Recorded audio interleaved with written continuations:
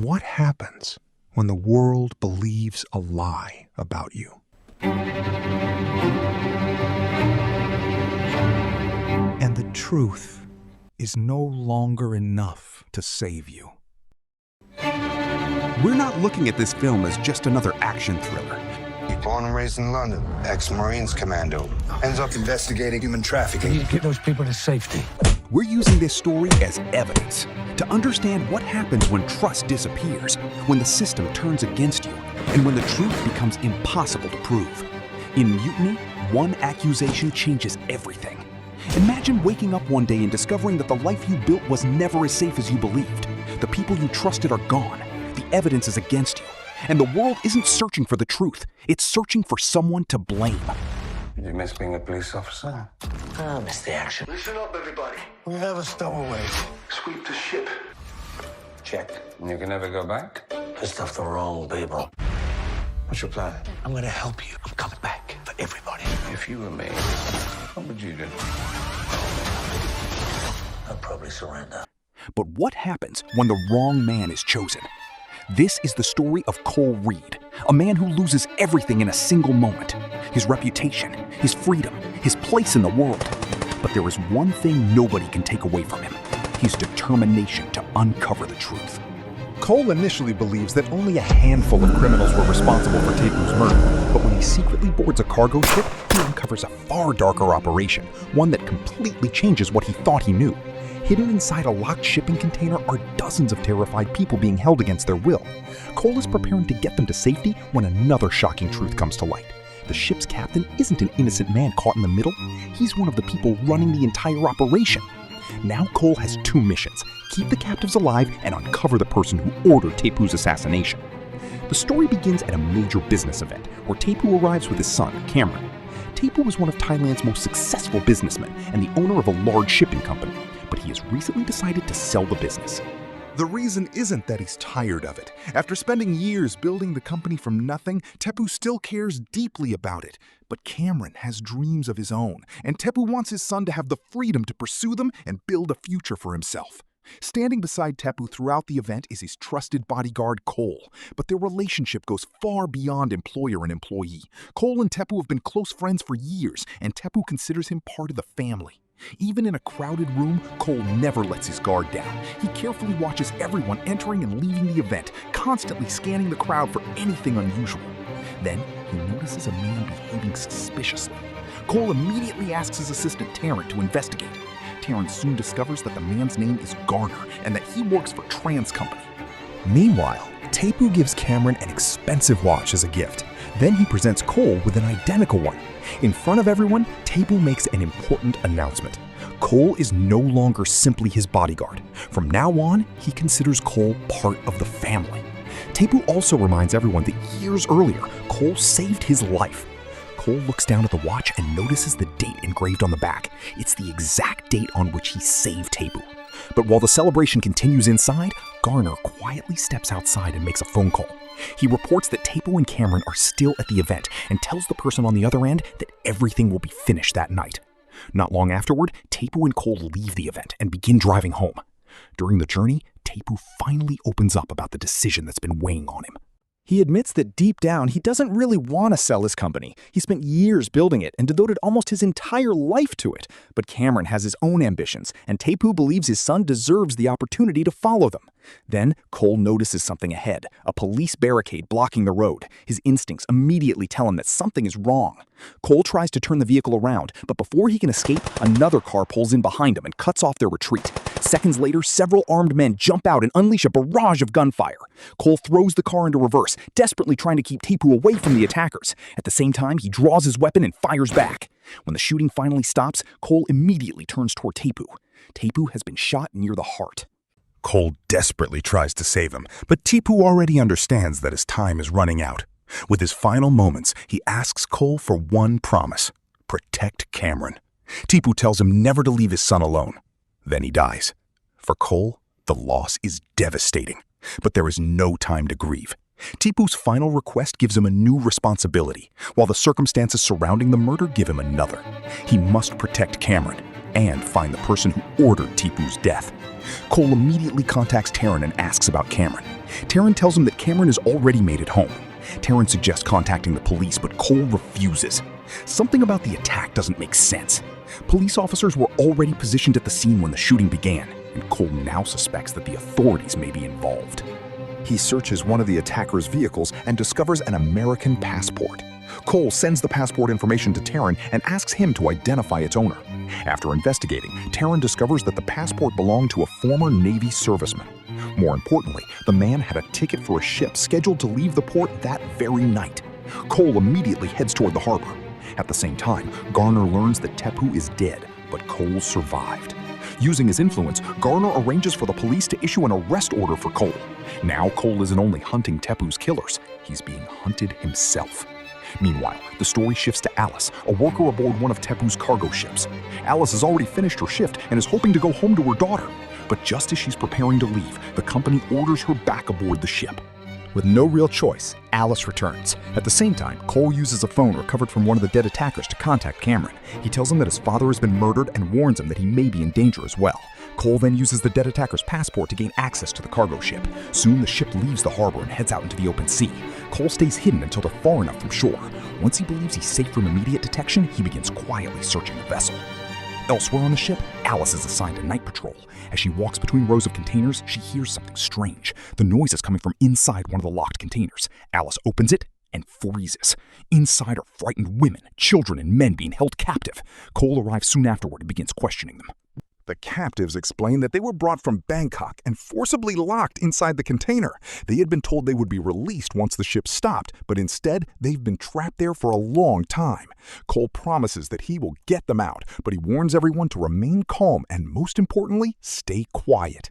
Alice quickly realizes what she's looking at. This isn't an ordinary smuggling operation, it's human trafficking. She immediately rushes to tell the captain. The captain acts shocked and insists that something like this could never happen aboard his ship. But when Alice says she's going to report the situation to the Navy, his attitude suddenly changes. He tries to stop her, and that's when Alice understands the truth. The captain isn't unaware of the trafficking, he's part of it. Meanwhile, a guard named Joseph arrives to force the captives back into the container.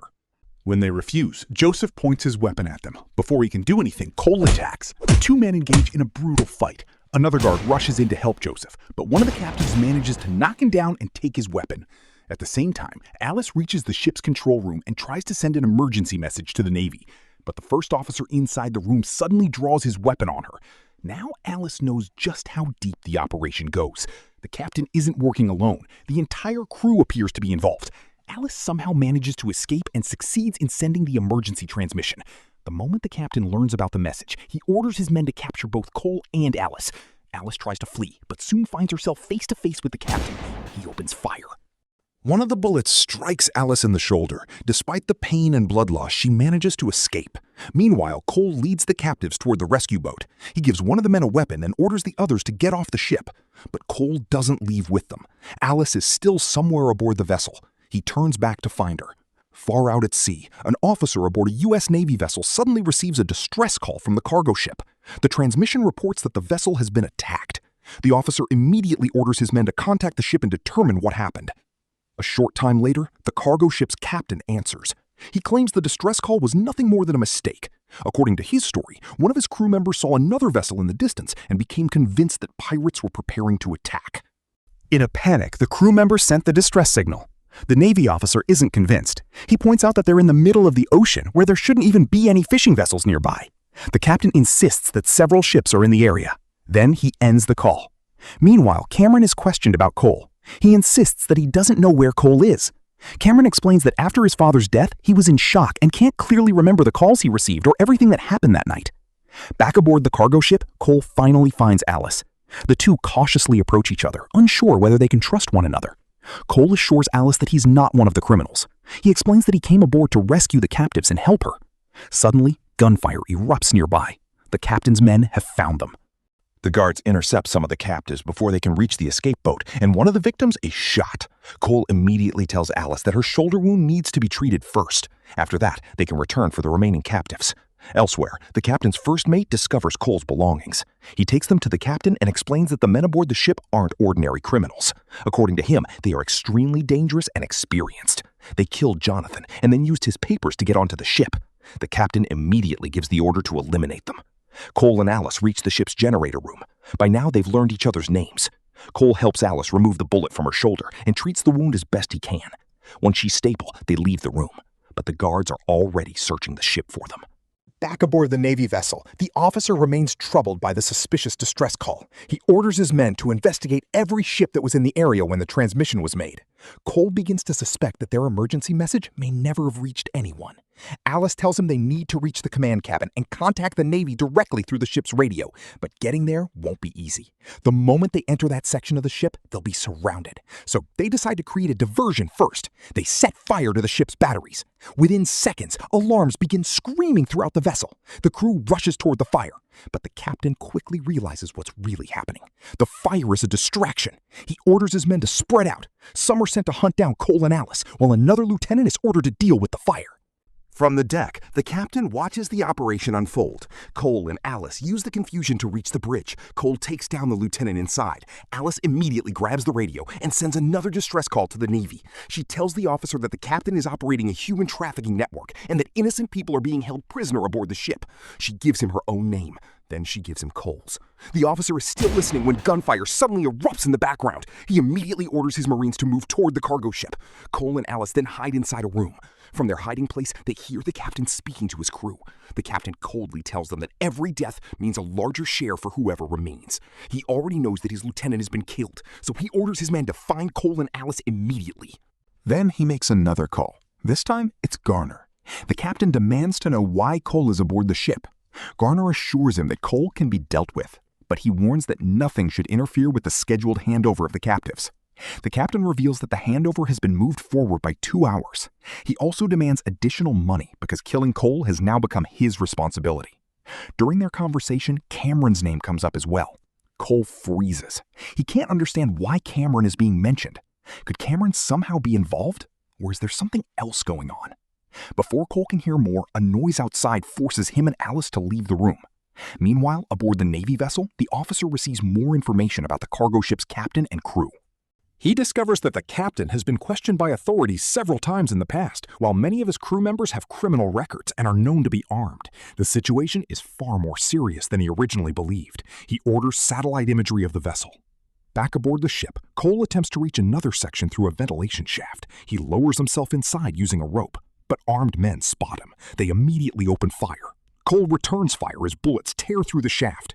Then the rope suddenly snaps. Cole begins falling. At the last moment, he manages to grab onto something and stops himself from plunging below. The guards hear the noise and report to the captain that they may have hit Cole. At the same time, another armed man manages to capture Alice. The Navy Marines are now slowly closing in on the cargo ship. The captain goes to confirm whether Cole has been injured, hoping that a wounded target will be easier to capture. Then another alarm suddenly sounds. The captain locks Cole inside the cargo hold and secures the door from the outside. But Cole refuses to stay trapped. He discovers another ventilation shaft and climbs inside, slowly working his way upward. Meanwhile, the Navy officer receives a critical piece of information about Cole. Cole was once an Army officer who served under Colonel Campo. During one operation, Cole ignored orders and pushed forward into the fight. His father, Colonel Campo, went after him to bring him back to safety, but Colonel Campo was shot and killed. The Navy officer finally understands that Cole didn't come aboard this ship solely to rescue the captives. He's also here for revenge. Back inside the ventilation system, Cole reaches the lower container terminal. From there, he sees guards holding the trafficked people captive. Then he hears another vessel approaching. Cole realizes exactly what it is. The ship that has arrived isn't coming to rescue anyone. It's the vessel that will transport the captives to their next destination. Cole moves farther through the ventilation shaft and spots the incoming ship. Then he sees the cargo ship's captain meeting with the people who have come to collect the prisoners. Meanwhile, Alice remains tied up, but then she notices something on the floor, a piece of broken glass. She quietly picks it up and begins sawing through the rope around her wrists. At the same time, Cole finally escapes the ventilation shaft and reaches the upper deck. One by one, he takes down every guard who gets in his way. The sound of gunfire immediately alarms the smugglers who have arrived to collect the captives. They panic and point their weapons at the captain. The captain quickly reassures them. He tells them that a man named Cole has infiltrated the ship and that he will handle the situation himself. Meanwhile, Alice finally cuts through her restraints. She attacks the man guarding her and takes his weapon. Elsewhere, Cole uses his military training to overpower another gunman. But then he comes face to face with the captain. A fierce gunfight erupts. Cole keeps pressing the attack, but his ammunition is quickly running low. The captain continues pursuing him. Cole manages to escape temporarily, but the captain catches up and blocks his path once again. This time, there are no bullets to settle the fight. The confrontation becomes hand-to-hand combat. The captain attacks with a knife and drives it into Cole near the heart. Then he throws Cole over the side of the ship, but Cole doesn't fall into the ocean. At the last possible moment, he grabs onto the stairs and hangs on. With the knife still buried in his body, Cole struggles to pull it free. Then the captain appears above him. This time, he's carrying an axe. At the last second, Cole manages to rip the knife from his body. The two men clash again on the stairs. The structure begins shaking beneath them, making every movement more dangerous. The captain repeatedly swings the axe at Cole, trying to finish him. Then Cole sees an opening. He grabs a rope and swings himself across to the other side. He strikes the captain in the leg and immediately attacks again. Their struggle continues until both men crash onto the lower deck. But even after everything, the captain refuses to surrender. He grabs the knife and threatens Cole. Then he reminds Cole that he should have died alongside Tepu. Those words push Cole over the edge. Fueled by everything he has lost, Cole grabs a grappling hook and attacks. He strikes the captain again and again until he finally manages to pin the man's hand against a wooden crate with the hook.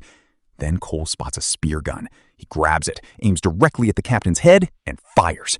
The spear tears into the captain's head. He dies instantly. At last, Cole has avenged Tepu. Exhausted, Cole sits on the deck, barely able to move. Then the Marines finally board the ship. They immediately arrest him. But before they can take him away, Alice arrives. She tells the Marines that she was the one who sent the distress call.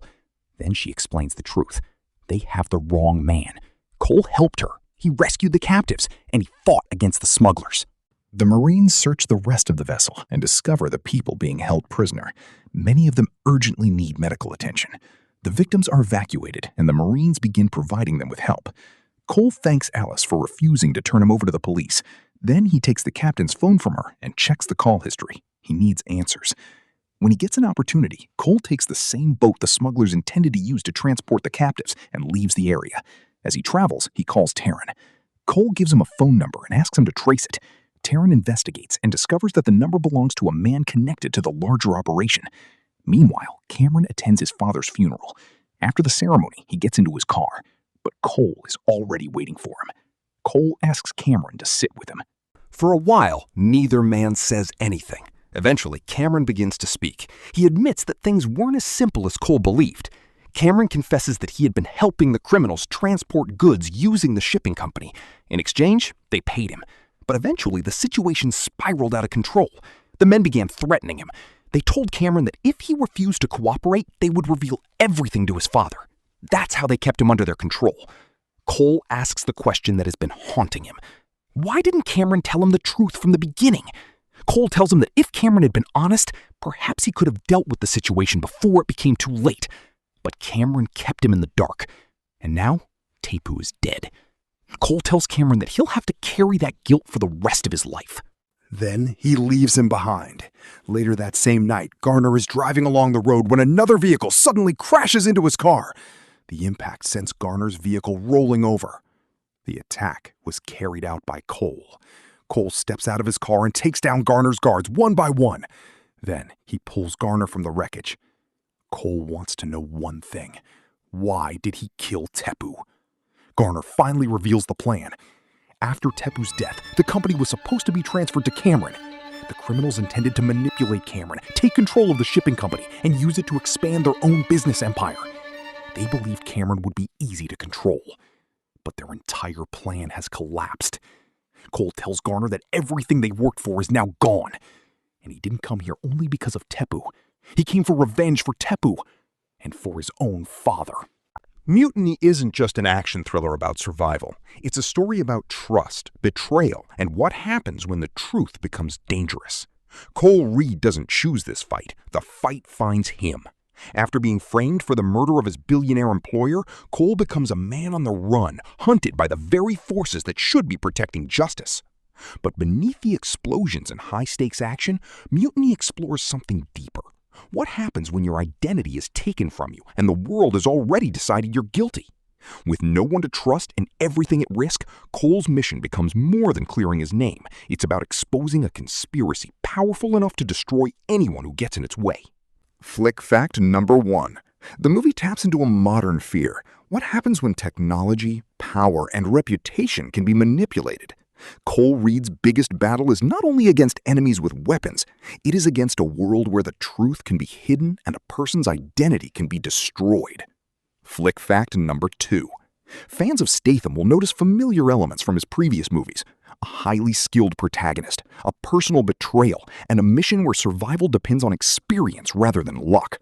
Mutiny continues the tradition of old-school action heroes who solve problems with determination and physical skill.